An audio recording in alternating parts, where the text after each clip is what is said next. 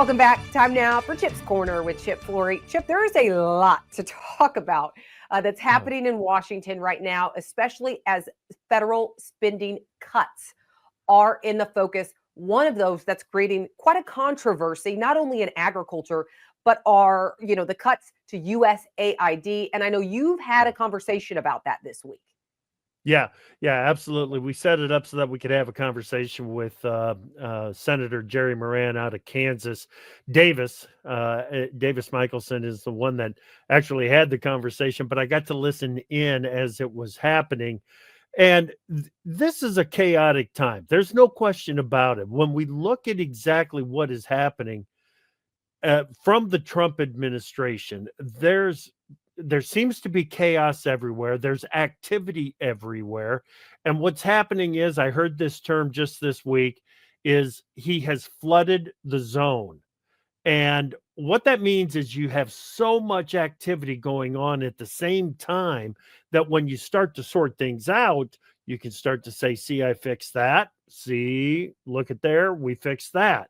So there's some of that is happening, but there's no question, Tyne, that the cost cutting that is happening and is being spearheaded by Elon Musk and the Department of Government Efficiency is without a doubt the spearhead of all of this chaos. Some people really love it, some people don't like it at all, and some are finding it stuck right in the middle. And that's where Senator Moran is, because of the Food for Peace program. Let's hear what he had to say. As a component of USAID, which is being reviewed and monitored, examined by the President Trump's White House. He's indicated that, and we've seen evidence of some things, that the money was spent in ways that were not compatible with just shipping commodities to foreign countries and to feed hungry people.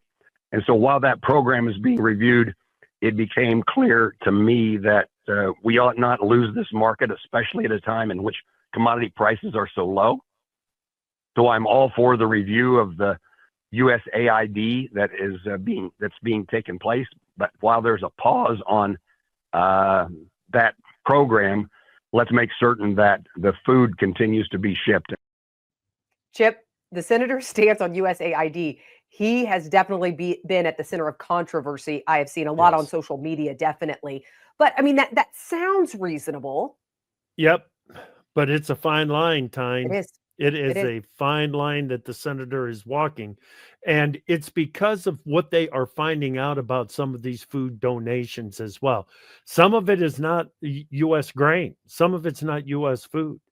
And there's some producers are having a real problem with that if the U.S. is going to be making a donation to a needy country, that donation should be U.S. origin agriculture commodities.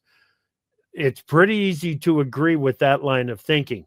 There are others that say, hey, listen, these people are in need. We just need to get them help one way or another.